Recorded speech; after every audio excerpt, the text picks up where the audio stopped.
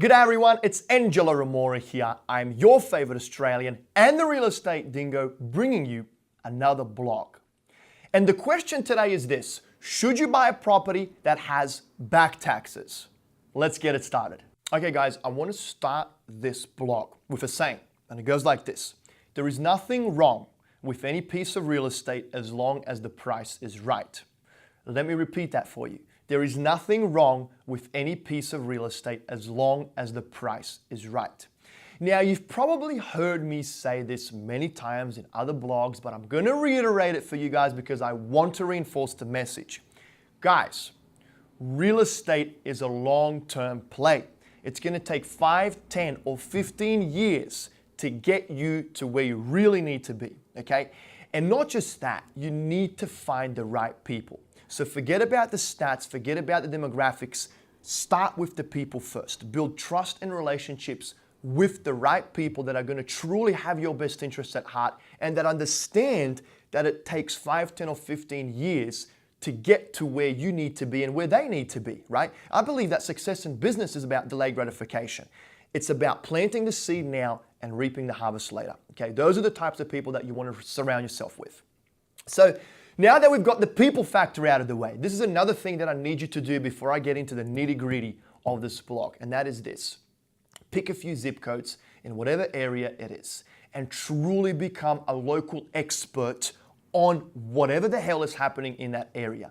I need you to understand what distressed properties are selling for, what renovated properties are selling for, who are the top performing agents in those areas, network with them, buy them coffee. Who are all of the real estate investors that are buying, fixing, and flipping? Buy them coffee too. Even the buy and hold landlords, the old timers, chat to them. They're a lovely bunch of folks. They'll always happy to share some words of wisdom, okay? And guys, you need to know the numbers in that particular demographic. Live it, breathe it, love it, eat it, make your whole life evolve around it, okay? So, we spoke about the people. We spoke about becoming a local expert and understanding the numbers in that particular area. So now we're going to talk about, should you buy a property that has back taxes? I don't see why not. I mean, guys, let's just reference what we discussed earlier. We spoke about knowing the numbers in that particular area. So if a property or if an opportunity presents itself where the property has $5, $10, $15, $20,000 in back taxes, hypothetically, and you know what distressed properties are selling for in that area that do not have any back taxes, the calculations are quite simple. All you have to do is you have to discount the amount of back taxes against the purchase price of that potential property. Yeah, it will probably come down to zero, but hey, that's what you can pay, right? Because guys, you're not going to overpay for the property, because if you overpay for the property, you're going to lose money. I want you to remember this rule. You make money when you buy, not when you sell. So never forget that, guys. You make money when you buy and not when you sell. You have to make sure that you negotiate well and you buy cheap. As you're doing your due diligence on these deals or underwriting them through your pro formas or whatever you have at home, and if it equals out to be zero, well then zero it is. And I'll tell you a funny story right now. You would not believe how many times I went to a landlord or someone looking at selling a distressed asset, and I kid you not, guys, and I said, I cannot pay anything for your house. Actually, a few times I said, if you want this property off your hands, which I know you do because the city is sending you letters, the property is ugly, it's distressed, you're getting fined for debris, all kinds of stuff, you need to give me money to take this house off your hands. And you're probably thinking to yourself, is that even possible? I'll tell you right now, guys, yes, it is. Over my career as a real estate investor, I've had quite a lot of landlords that do not want to deal with the issues anymore, that do not have the experience or the knowledge or the right team to fix that property or even the capital. They would just be like, here's the deed, take it. How much do you want? I don't want to hear about it. I don't want to know about it. I want out. And guys, I haven't bought, I guess I have gotten paid to take properties off people's hands, which by the way, were an absolute nightmare.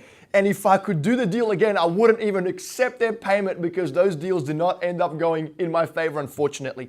But anyway, so that's my little story there, guys. So back taxes, even if a property has liens, have a relationship with a trusted title company, right? The relationships are coming into play here.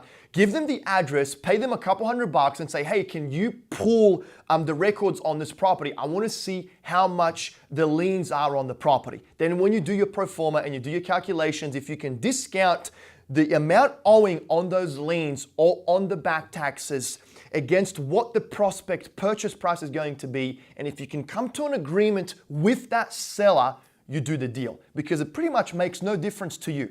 Now, you can also get creative in the way where you can kind of inherit that lien and negotiate with the lender. Personally, I don't like doing that. You can also ask the city to go on a payment plan with the taxes. Not a fan of that either. I would rather you guys try and get that discount from the purchase price so you or either the seller can pay off those back taxes or the lien once the property closes. Of course, your title company is going to pay that off. Don't trust them to pay it off, because they won't. And then you've owned the property, so you're probably going to get screwed.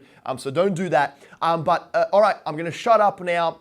Pretty much, guys, yes, you should buy properties that have back taxes. You should buy properties that have liens, as long as the numbers make sense and you're going to make money.